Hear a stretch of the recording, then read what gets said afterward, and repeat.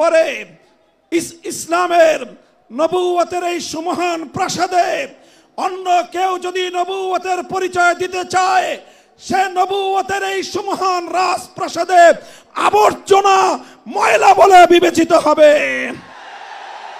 ইতিহাসের ঘৃণিত ময়লা আবর্জনা কুখ্যাত গোলাম আহমদ কাদিয়ানী এবং তার অনুসারীদেরকে বাংলার রাষ্ট্রে কাফের ঘোষণা দেখতে চাই।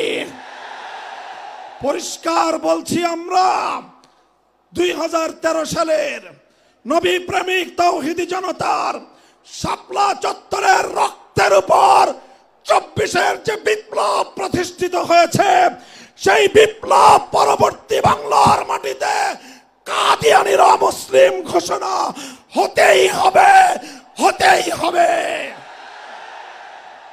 সরকারগুলোকে বলতে চাই, আমাদের পূর্বপুরুষ খতিব ওবায়দুল হক, শাইখুল হাদিস আল্লামা আজিজুল হক, সৈয়দ ফজলুল করিম পীর সাহেব চরমনাই, মুফতি ফজলুল হক আমিনী থেকে আল্লামা আহমদ শফি রহমতুল্লাহ আলাই, জুনায়েদ বাবু নগরী, সকলেই কাদিয়ানীদের খতমে নবুয়ত, এই কাদিয়ানীদের অমুসলিম রাষ্ট্রীয় ঘোষণা শুনে যেতে চেয়েছেন, দেখে যেতে চেয়েছেন।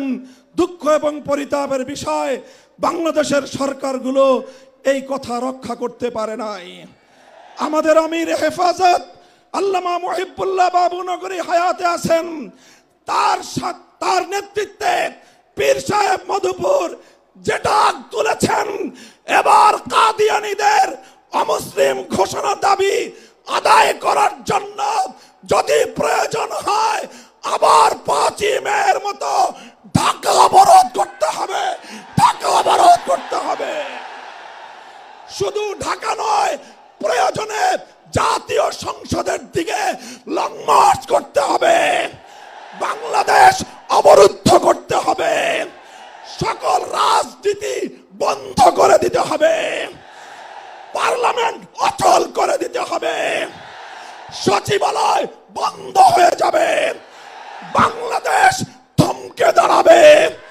কাদিয়ানীদের অমুসলিম ঘোষণার দাবি আদায় করতে হবে, রক্ত দিতে হলে রক্ত দিতে হবে, জীবন দেওয়ার জন্য, খতমে নবুয়তের দাবি আদায়ের জন্য মাথায় কাফনের কাপড় বেঁধে শহীদ ঈদগাহে যেতে কারা প্রস্তুত, কারা প্রস্তুত?